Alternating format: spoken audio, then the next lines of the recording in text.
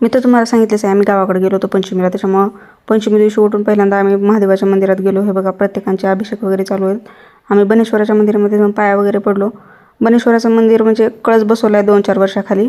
मंदिर खूप मोठं केलं. हे नवीन मंदिर आहे आणि समोरच्या साईडला जुनं मंदिर आहे. तर आम्ही पहिल्यांदा नवीन मंदिरामध्ये जाऊन पाया पडले आणि नंतर म्हणजे पहिल्यांदा आम्ही जुन्या मंदिरामध्ये जाऊन पाया पडतो, कारण तिथं पहिली शिवमूर्ती आहे, त्याच्यामुळं महादेवाची मूर्ती आहे तिथं.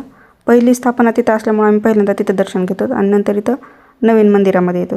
पहिल्यांदा मी जाऊन तिथं पहिलं जुन्या मंदिरामधली जाऊन हे केलं. हे बघा समोरच्या साईडला जुनं मंदिर दिसतंय बघा, आणि हे तिथं चालू आहे जुन्या मंदिरामध्ये. हे इथं रामकृष्ण हरीचा जप चालू आहे. हे 7 दिवस अखंड जप राहणार आहे. तर त्याच्यामध्ये आमच्या आई पण दिसत बघा चॉकलेटी साडीवर. हे बघा पूर्ण बाया आणि गडी कंटिन्यू इथं मंदिरात चालू असतात. आणि मंदिरामध्ये जाऊन दर्शन वगैरे घेतले आणि हे बघा जप चालू आहे.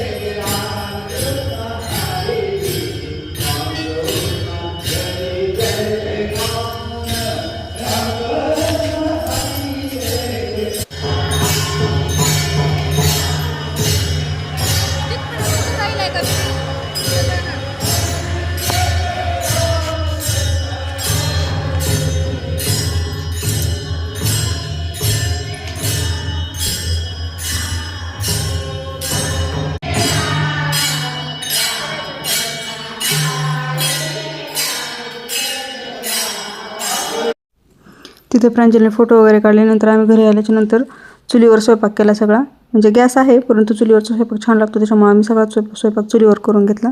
आमटी, भजे, भात सगळं केलं मी. आणि नंतर मग आईने पोळ्या केल्या. या सगळ्याचा पूर्ण डिटेल व्हिडिओ पूर्ण स्वयंपाकाचा चुलीवरचा मी उद्या अपलोड करते, तिथे जाऊन तुम्ही बघू शकता. तुमची पंचमी कशी गेली, कुठं गेली कमेंटमध्ये सांगा. आणि माझे व्हिडिओ तुम्हाला कसे वाटतात हेही कमेंटमध्ये सांगा. तर बाय, आजपुरतं एवढंच.